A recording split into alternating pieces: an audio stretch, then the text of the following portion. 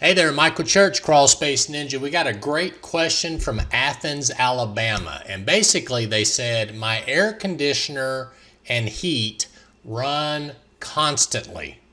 What can I do about it? Stay tuned.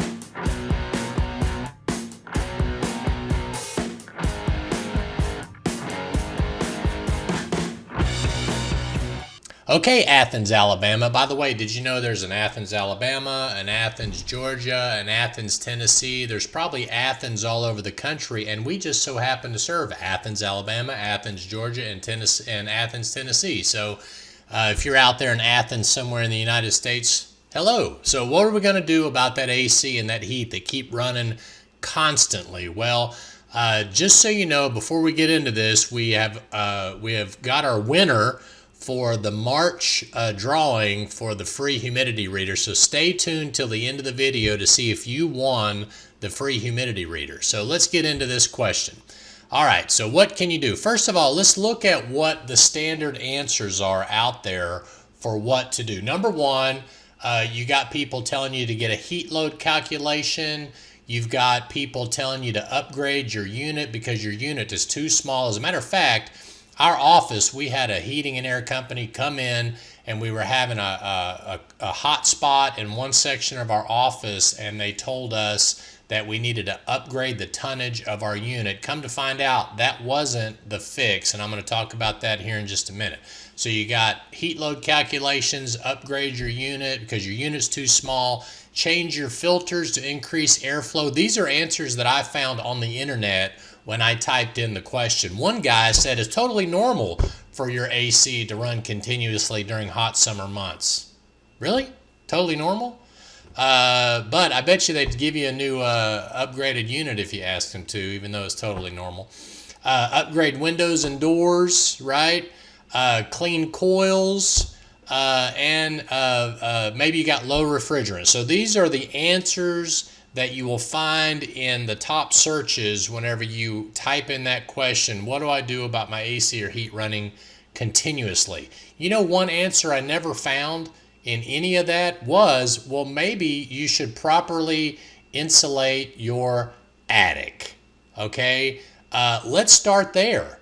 Why not make sure your attic is properly insulated and air sealed? Because let's face it, if you've got a lot of that in the summertime when you got your air on, the air is cool and is falling, so it's drawing that heated air from the attic down into your living space. And in the winter time, whenever you got your heat on, what does heat do? It rises up out of that non-air sealed attic. So what if we could put a lid on that top level of your living space and keep that air from transferring in and out of your attic? Wouldn't that be a good first step before you go doing heat load calculations and all that kind of stuff? Because if you do a heat load, I'm assuming they did a heat load calculation when you built your house, right? I mean, your house, unless you added a new room or something like that, you should have had a heat load calculation when you built your house. But so I don't know what that's going to fix. So what it is it's a lead-in to getting you to upgrade your unit.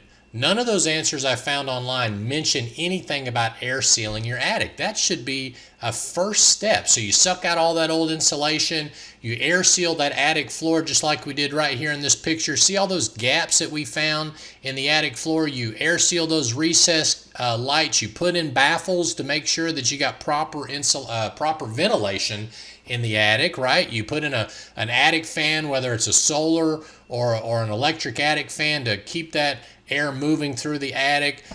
You're going to put up some radiant barrier to make sure that you keep that radiant heat from the roof decking and the sun out of the attic. That's going to help keep that attic cool. Why not do all of these things first before getting the heat load calculation? Because if you do it after you get the heat load calculation, it's going to be off. So this should be your first step, okay? The other thing you want to check is if you got knee walls or tray ceilings, you want to insulate and air seal those things in your attic as well.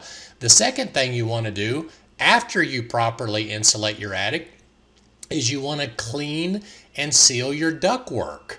These should be things that they're talking about on the web. Why not make sure that the air that the AC and heater are producing are going to the rooms intended. If you've got any leakage in these guys right here, if your AC is in your garage or up in your attic or something like that, and you've got all this leakage going up into these rooms, this warm and cool air isn't even making it to the room it's supposed to make it to. So if you add a bigger ton unit, it's not going to keep any of that air, or it's not going to make sure that air gets to where it's intended to go just because you increase the tonnage of the unit. Okay, like some people's home, their furnaces are up here and their ductwork is up here. Well, if you've got a really hot attic, don't you think that that's affecting that ductwork? So if you put some radiant barrier up here and make sure that your attic is ventilated properly and try to keep that attic as cool as possible, it's going to keep that ductwork cool. Then if you keep all of this air sealed, it's going to keep all of that warm air. It's not going to be cool in the summer up there, but it'll certainly keep all that warm air from coming down into the living space. So those are the two things I would do prior to doing everything else you're going to find on the internet about upgrading tonnages and load calculations and all that. So let's look at this for a second. Do these after properly insulating and air sealing the ductwork. Yes. Then get your load calculation done, and you may still need a bigger tonnage unit. I mean, there's some pretty efficient units out there, but let's deal with the attic and the ductwork first. Make sure you change your filters out regularly, because obviously the more restricted airflow, the harder the unit's going to have to work, and the harder it's going to be to cool and heat the house. So that makes sense.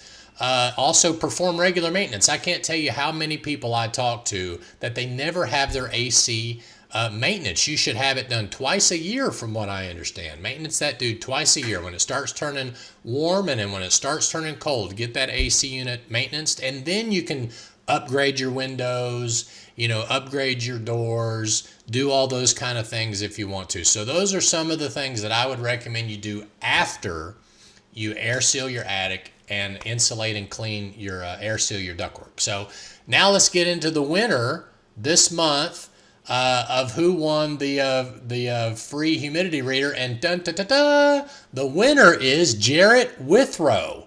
Jarrett commented on one of our furnace filter videos, and also he subscribed to our channel, and we put him in our random drawing, and his name came up. So congratulations, Jarrett.